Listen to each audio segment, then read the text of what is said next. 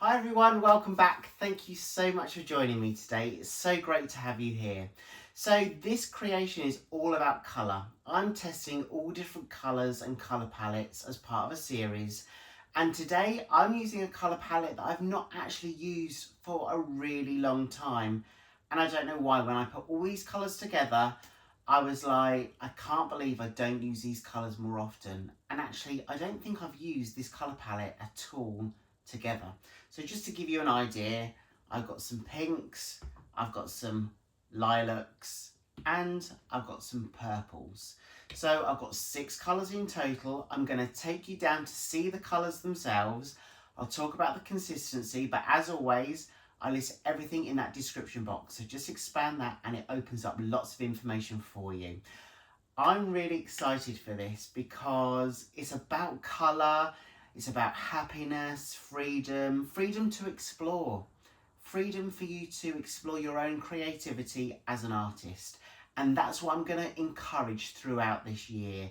It's about allowing yourself that freedom without any barriers or boundaries to explore your artistic creativity. Anyway, I'm going to stop mumbling. Let's get on with the creation. Let's see what we can create. Okay, so here are the colours that I'm going to use. I've got 6 colours and I've got 3 different brands. So Amsterdam, Arteza and Pebeo. I will list all of these paints, the brands, the actual colour and the ratios that I use in the description box. But that's my colour palette for this one.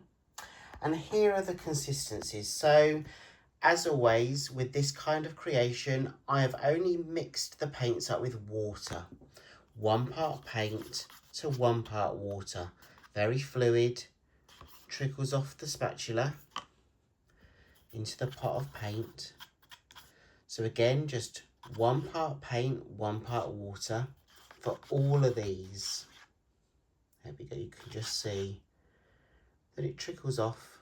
I absolutely love that colour, by the way, the lilac by Amsterdam. Just trickles off the spatula and back into the cup. So I've got all of these pre-mixed.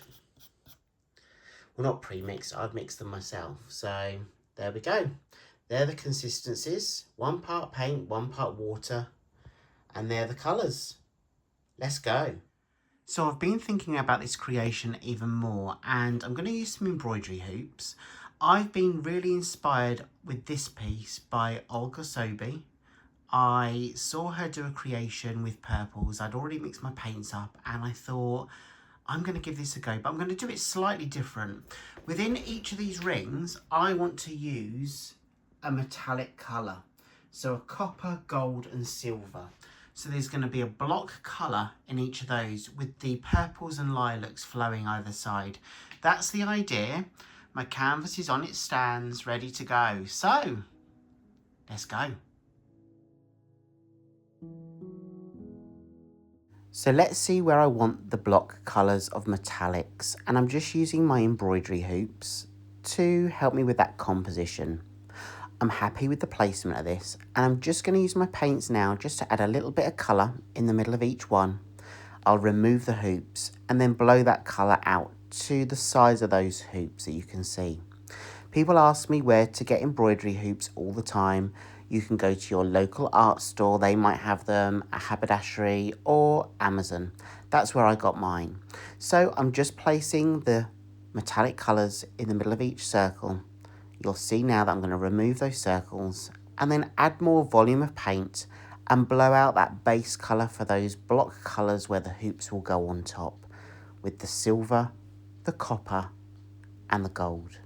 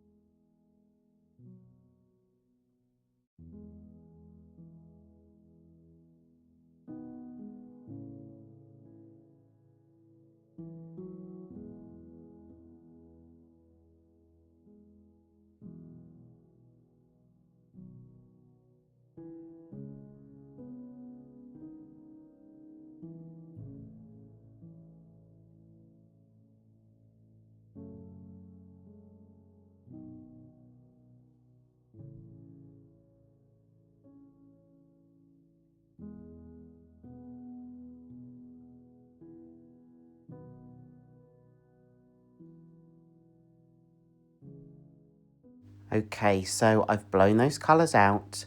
I'm now just going to place those embroidery hoops on top. Just press down quite firmly to allow that kind of vacuum between the hoop and the paint. So when I layer the other paint around each of the hoops and blow them out, they're not going to spill inside those circles. So that's my gold, my copper and my silver. And now I'm going to just take one colour at a time and I'm just going to place that on the canvas. I'm just going to swirl it around those hoops, and then what we'll do is we'll use the hairdryer to blow the paint across the canvas, and the hairdryer will always be on a cool setting and the lowest blow speed. So just to recap, we've placed that block colour on the canvas, place those hoops on top, press them down quite firmly to create that vacuum, so when we blow these paints out, the pinks, the lilacs and the purples across the canvas, it won't spill inside those hoops.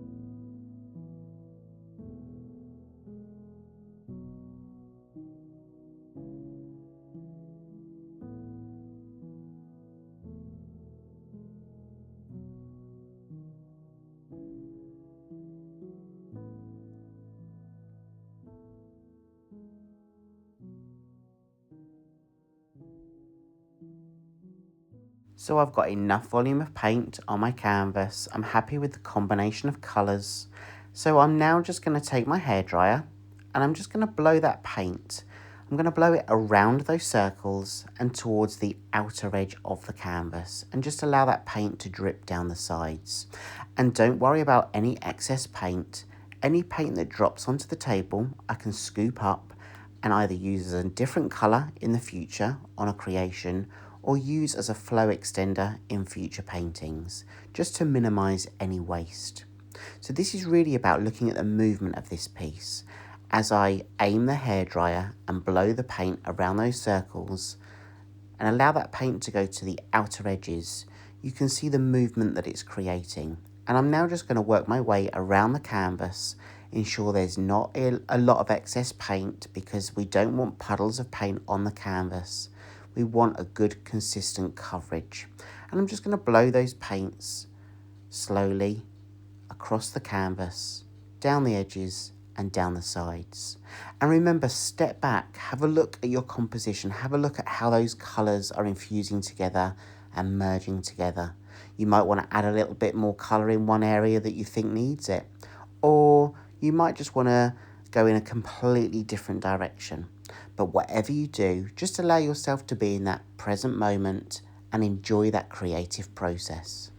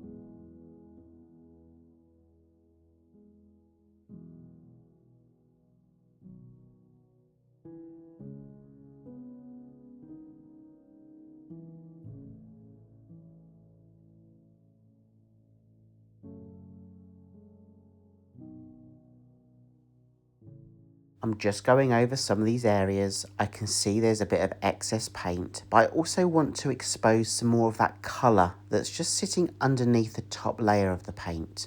So I'm just blowing that out further.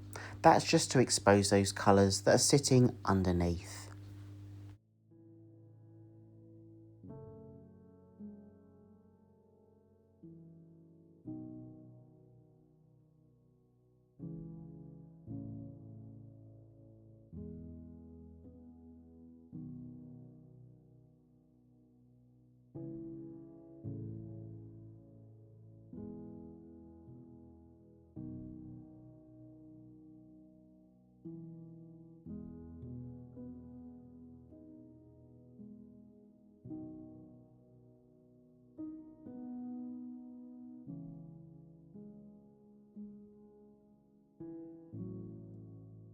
Okay, I'm happy with that. So I'm now going to remove each embroidery hoop. I just pick up the embroidery hoop slowly. Remember, there's going to be that vacuum between the paint and the hoop. So just do it slowly to allow that vacuum to break so you can remove the hoop without any splashing. And there is quite a lot of gold paint still around this hoop. So I imagine it might spread out a little bit. It might not keep that full circle kind of shape, but that's okay, I don't mind that. I'm going to use my torch now just to pop any air bubbles. So as you mix your paints up, whether it's with pouring medium or water, you're adding air into that mixture and you create air bubbles. So this torch is just popping those air bubbles before I place this to one side to dry. Let me take you in now for a closer look at the wet version. I actually really love it. And what I do really like is those bold colours of the metallics, that copper, that silver and that gold. And those lilacs and purples just going around them edges. I can see here, this might get a little bit distorted. There's a bit more paint there than I would want to have left, but I'm going to just leave it, see what happens. It's going to go on a flat surface when it dries, but I imagine some of that paint might actually spread some of that circle out a little bit further. It might not be as crisp as I'd want it to be, but you can either paint over it to create more of a crisp line or a crisp circle. But let's just see how it dries, guys. So yeah, I'm really happy with this. I will place it to one side. And of course, I'm going to take you in for a closer look at the dry version too.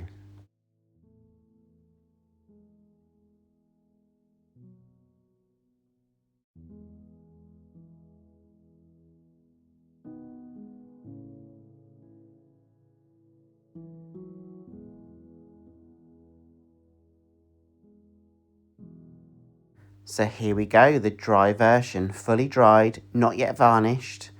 As expected, that gold circle is a little bit distorted. It's not got kind of a crisp edge around that circle. But, you know, there's a couple of options. We can either paint more gold on that circle to create a crisp edge, or we can just leave it as it is. And I'm kind of swaying more to just leaving it as it is because this is all part of this creation. This is the flow around those block colours, those circles of block colours. So let me know what you think. Shall I create more of a crisp line around that circle or just leave it as it is? A big thank you to each and every one of you for being here today. As always, I really appreciate all of your support and I really hope I do get to see you again in the next video.